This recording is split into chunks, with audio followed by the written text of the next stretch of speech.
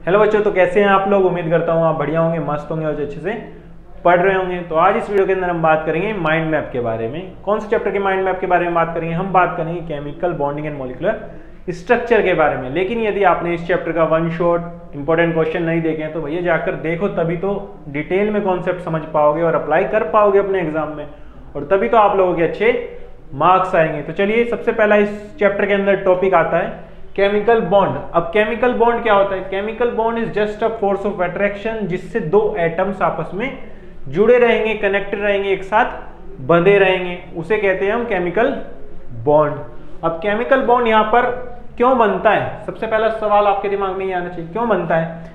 Chemical bond बनने के दो कारण है। पहला कि अटेन मिनिमम पोटेंशियल एनर्जी, यानी मॉलिक्यूल की जो एनर्जी हो वो मिनिमम हो जाए, कम हो जाए, और साथ ही साथ स्टेबिलिटी क्या हो जाए, मैक्सिमम हो जाए उस पर्टिकुलर मॉलिक्यूल की। दूसरा, टू अटेन स्टेबल नोबल या इनर्ट गैस इलेक्ट्रॉनिक कॉन्फ़िगरेशन, क्योंकि हमें पता है नोबल गैस यानी इनर्ट गैस जैसे हीलियम, नियोन, आर्गन, क्रिप्टन, ये सब क्या होती है, काफी स्टेबल होती है। तो हर एटम चाहता है कि हम इसकी तरह स्टेबल हो जाएं, तो इस वजह से वो क्या करता है, इलेक्ट्रॉन्स की शेयरिंग करता है, ट्रांसफर करता है, ताकि वो एक केमिकल बॉन्ड बना सके जिसके अंदर वो अच्छे से स्टेबलाइज रह सके। अब इसके बाद हमारे पास बात आती है कि type of chemical bond. Chemical bond कितने प्रकार के होते हैं? केमिकल बॉन्ड जनरली मोटे मोटे 3 प्रकार के होते हैं। पहला कोवलेंट बॉन्ड, दूसरा आयनिक, तीसरा कोऑर्डिनेट बॉन्ड। कोवलेंट बॉन्ड क्या होता है? कोवलेंट बॉन्ड एक तरह का ऐसा बॉन्ड है जिसके अंदर शेयरिंग के कारण बॉन्ड बनेगा, यानी दो एटम है, कहेंगे एक इलेक्ट्रॉन मैं देता हूं, एक इलेक्ट्रॉन तू दे, और क्या कर लेंगे हम, इलेक्ट्रॉन की शेयरिंग कर लेंगे, और शेयरिंग करके क्या बना लेंगे, एक बॉन्ड बना लेंगे, जिस बॉन्ड को हम क्या नाम दे देते हैं, कोवलेंट बॉन्ड कह देते हैं। अब इसके अंदर भी 2 तरह के कोवलेंट बॉन्ड हो सकते हैं, एक पोलर कोवलेंट बॉन्ड हो सकता है, एक नॉन पोलर कोवलेंट बॉन्ड हो सकता है। पोलर कोवलेंट बॉन्ड मतलब 2 एटम के बीच में बनने वाला बॉन्ड, जिन 2 एटम की इलेक्ट्रोनेगेटिविटी अलग अलग हो, जैसे HCl, HBr। वाटर के अंदर जो बॉन्ड होंगे HOO और RH के बीच का, वो कैसे होंगे, पोलर कोवलेंट बॉन्ड होंगे, यानी बने तो शेयरिंग से हैं, लेकिन इलेक्ट्रोनेगेटिव डिफरेंस के बाद उसमें पोलैरिटी आ जाएगी। दूसरा नॉन पोलर कोवलेंट बॉन्ड क्या होते हैं? ऐसे बॉन्ड जिसके अंदर जो एटम जिनके कारण वो बॉन्ड बना है उन दोनों की इलेक्ट्रोनेगेटिविटी सेम हो, जैसे Cl2, I2, H2, ये क्या हो गए, नॉन कोवलेंट बॉन्ड हो गए, यानी नॉन पोलर कोवलेंट बॉन्ड हो गए। दूसरा आता है आयनिक। आयनिक बॉन्ड क्या होता है? जिसके अंदर एक एटम होगा, वो कहेगा भैया मैं अपना पूरा एक इलेक्ट्रॉन ट्रांसफर कर दूंगा, किसे, दूसरे एटम को जिसे जरूरत हो। जैसे सोडियम है, उसका इलेक्ट्रॉनिक कॉन्फ़िगरेशन क्या होता है, 2 8 1, तो वो क्या चाहता है, उस एक इलेक्ट्रॉन जो सबसे बाहर वाली शेल में उसको बाहर निकाल दे, ताकि वो क्या बना ले, एक स्टेबल 2 8 इनर्ट गैस जैसा कॉन्फ़िगरेशन रख ले। उसी तरीके से ये क्या करता है, एक इलेक्ट्रॉन किसको दे देता है, क्लोरीन को, जिसके पास कितने इलेक्ट्रॉन है, 2 8 7, यानी उसकी वैलेंस शेल में 7 इलेक्ट्रॉन है। तो वो क्या करता है, इससे एक इलेक्ट्रॉन को ले लेता है, लेके क्या करता है, वो भी स्टेबल ये भी स्टेबल, दोनों खुश हो जाते हैं। तो जो देता है उसके ऊपर आता है पॉजिटिव चार्ज, जो लेता है इलेक्ट्रॉन उसके ऊपर आता है नेगेटिव चार्ज, दोनों आपस में जुड़ जाते हैं। कैसे, एक फोर्स ऑफ अट्रैक्शन से। तो वहां पर क्या बॉन्ड बन जाता है, NaCl, जिसको हम क्या बोलते हैं, आयनिक बॉन्ड। तीसरा बॉन्ड आता है कोऑर्डिनेट बॉन्ड। अब कोऑर्डिनेट बॉन्ड एक तरह का कोवलेंट बॉन्ड है, बस इसके अंदर शर्त यह है कि 2 एटम है आपस में बॉन्ड का फॉर्मेशन कर रहे हैं, लेकिन उसके अंदर क्या है, शेयरिंग एक एक नहीं कर रहा, यानी एक ही एटम दोनों के दोनों इलेक्ट्रॉन दूसरे एटम को दे रहा है, लेकिन कैसे, शेयर कर रहा है। ऐसा नहीं कि पूरा इलेक्ट्रॉन दे दिया, शेयर करेगा वो, जैसे कोवलेंट बॉन्ड के अंदर करते हैं। तो इस तरीके से हमारे केमिकल बॉन्ड्स होते हैं। फिर हमारे पास यहाँ पर कुछ थ्योरीज आती हैं ताकि हम कोवलेंट बॉन्डिंग को समझ सकें, उसके बेस पे हमारे पास थ्योरी आती है। सबसे पहले आती है लुईस थ्योरी।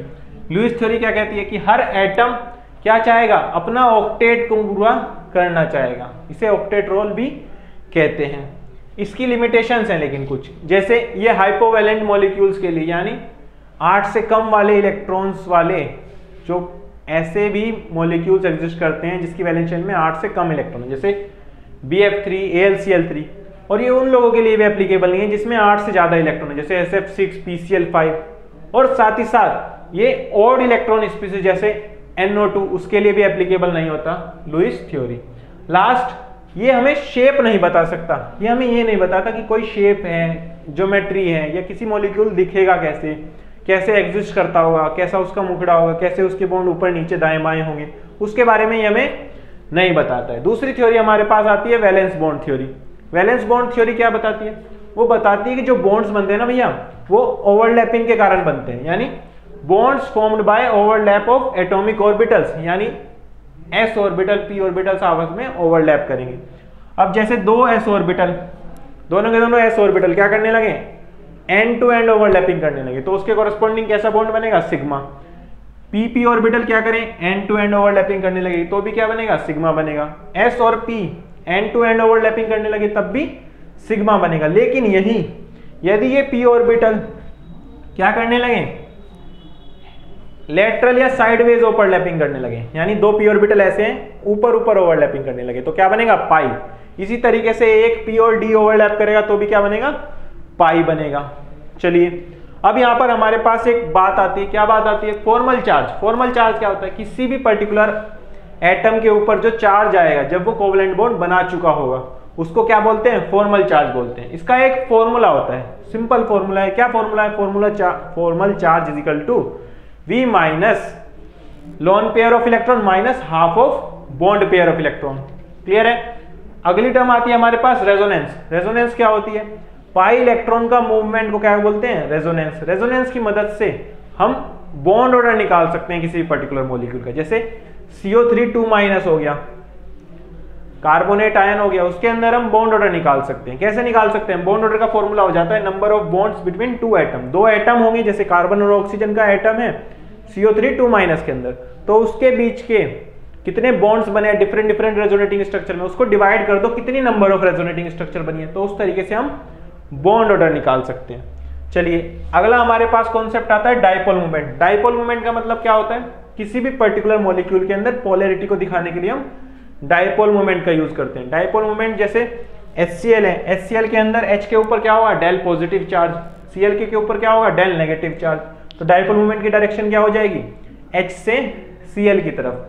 कैसे दिखाते हैं इसको, एक एरो से दिखाते हैं, जिसकी टेल पर क्या बन जाता है, एक लाइन खींच देते हैं, तो ये क्या हो गया, डाइपोल मूवमेंट हो गया। अगली थ्योरी हमारे पास आती है वेस्पर थ्योरी। लेकिन उससे पहले हमें एक और चीज पढ़नी पड़ती है, क्या, हाइब्रिडाइजेशन, जो कि बहुत ज्यादा इंपॉर्टेंट है। हाइब्रिडाइजेशन क्यों पढ़ते हैं, हाइब्रिडाइजेशन में होता क्या है, हाइब्रिडाइजेशन यूज करा जाता है प्रिडिक्ट करने के लिए ज्योमेट्री अलग अलग मॉलिक्यूल की। कोई भी मॉलिक्यूल आपको देगा, उसकी आपको ज्योमेट्री बतानी है, आप झट से बता देंगे यदि आपको हाइब्रिडाइजेशन निकालना आता है। अब हाइब्रिडाइजेशन में होता क्या है, दो ऑर्बिटल होंगे, एक एटम है जैसे कार्बन है, उसके S और P आपस में क्या करेंगे, मिक्स करेंगे, यानी कैरेक्टर एक्सचेंज करेंगे। कैरेक्टर एक्सचेंज करेंगे तो उसके कॉरेस्पॉन्डिंग हाइब्रिड ऑर्बिटल बनेंगे।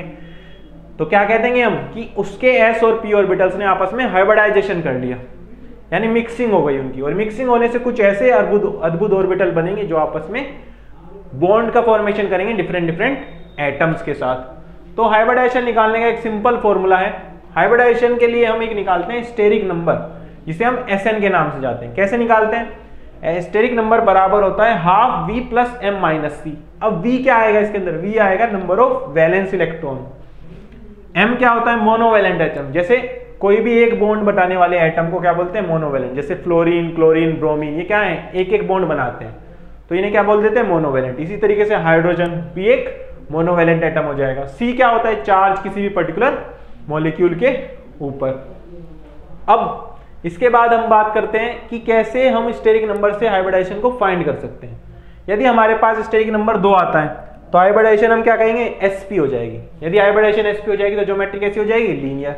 यदि हाइब्रिडाइजेशन आती है 3 तो हम क्या कहेंगे, मतलब स्टेरिक नंबर आता है 3 तो हाइब्रिडाइजेशन क्या हो जाएगी, sp2 हो जाएगी, तो ज्योमेट्री क्या हो जाएगी, ट्राइगोनल प्लेनर हो जाएगी। यदि स्टेरिक नंबर आता है 4 तो हाइब्रिडाइजेशन sp3 तो टेट्राहेड्रल। यदि स्टेरिक नंबर आता है 5 तो हाइब्रिडाइजेशन sp3d हो जाएगी। उसके कॉरेस्पॉन्डिंग जो ज्योमेट्री होगी वो होगी ट्राइगोनल बाया पिरामिडल।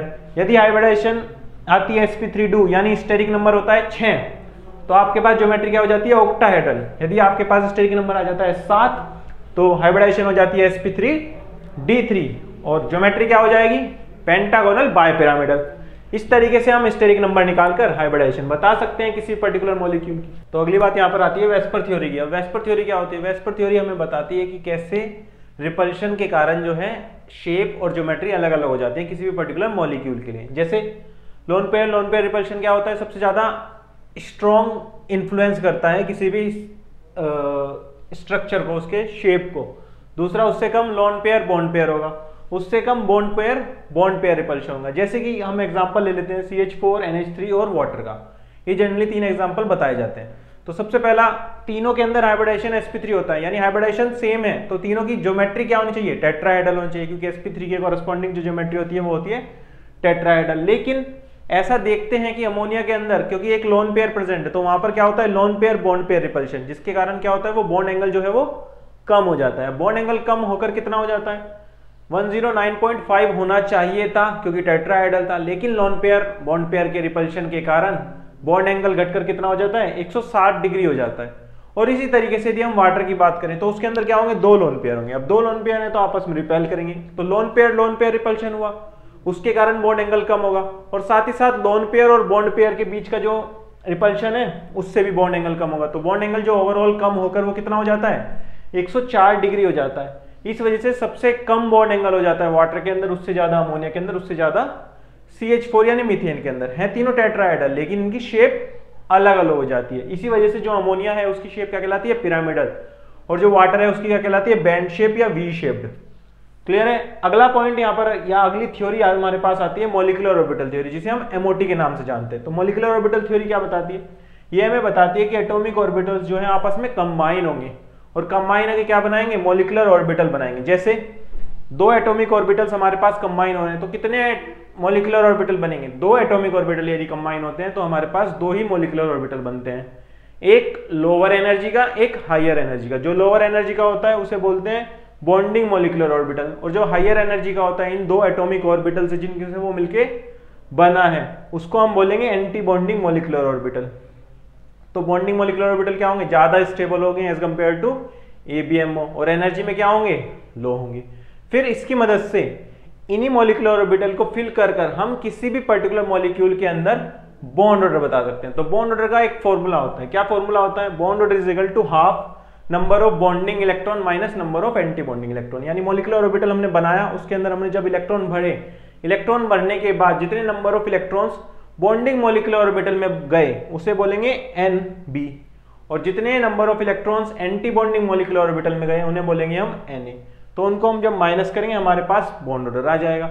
यदि हमारे पास बॉन्ड ऑर्डर आता है 1 तो हम कहेंगे कि एक सिंगल बॉन्ड प्रेजेंट है दोनों एटम के बीच में मॉलिक्यूल के अंदर। यदि हमारे पास बॉन्ड ऑर्डर 2 आता है तो कहेंगे कि डबल बॉन्ड प्रेजेंट है 2 एटम के बीच में मॉलिक्यूल के अंदर। इसी तरीके से यदि हमारा बॉन्ड ऑर्डर 3 आता है तो हम कह सकते हैं कि 3 बॉन्ड प्रेजेंट है 2 एटम के बीच में इन अ पर्टिकुलर मॉलिक्यूल। जैसे N2 के अंदर 3 होता है बॉन्ड ऑर्डर, तो 3 बॉन्ड प्रेजेंट है 2 नाइट्रोजन एटम के बीच में। ऑक्सीजन के अंदर बॉन्ड ऑर्डर 2 होता है तो 2 ऑक्सीजन एटम के बीच में डबल बॉन्ड प्रेजेंट है, और फ्लोरीन के अंदर 1 होता है तो उसके बीच में 1 बॉन्ड प्रेजेंट है। अब इस बॉन्ड ऑर्डर से हम बता सकते हैं कि बॉन्ड की कितनी ज्यादा स्ट्रेंथ है, यानी ये जो बॉन्ड्स है वो कितने स्ट्रॉन्ग होंगे। तो जितना ज्यादा बॉन्ड ऑर्डर होता है उतनी ज्यादा बॉन्ड स्ट्रेंथ हो जाती है। इसलिए जो N2 के बॉन्ड्स है वो काफी स्ट्रॉन्ग है एज कंपेयर टू O2। और बॉन्ड लेंथ की बात करें तो बॉन्ड लेंथ इसके इनवर्सली प्रोपोर्शनल होता है, यानी बॉन्ड ऑर्डर जितना ज्यादा होगा उतनी कम बॉन्ड लेंथ होगी, यानी जितना ज्यादा बॉन्ड ऑर्डर उतनी बड़ी बॉन्ड लेंथ नहीं होगी, छोटी होगी सबसे, क्योंकि इनवर्सली प्रोपोर्शनल होता है। क्लियर है, तो ये आपको ध्यान रखना है। और लास्ट में इसके अंदर आता है मैग्नेटिक कैरेक्टर। अब मैग्नेटिक कैरेक्टर 2 तरीके के होते हैं, एक डायमैग्नेटिक एक पैरामैग्नेटिक। डायमैग्नेटिक का मतलब यदि सबके सब इलेक्ट्रॉन्स मॉलिक्यूलर ऑर्बिटल के अंदर भरने के बाद पेयर कर लें, यानी किसी ना किसी के साथ प्रेजेंट हो, जैसे एक ऑर्बिटल के अंदर 2 इलेक्ट्रॉन आ सकते हैं ये हमें पता है, तो एक इलेक्ट्रॉन भरा हो और दूसरा भी इलेक्ट्रॉन उसी ऑर्बिटल के अंदर भरा हो, कैसे, अपोजिट स्पिन में, तो उस मॉलिक्यूलर ऑर्बिटल के कॉरस्पॉन्डिंग यदि सारे के सारे इस तरीके से ही प्रेजेंट है जिसके अंदर पेयरिंग हो रखी है, तो हम क्या कहेंगे कि ओवरऑल मॉलिक्यूल कैसा है, डायमैग्नेटिक नेचर का है।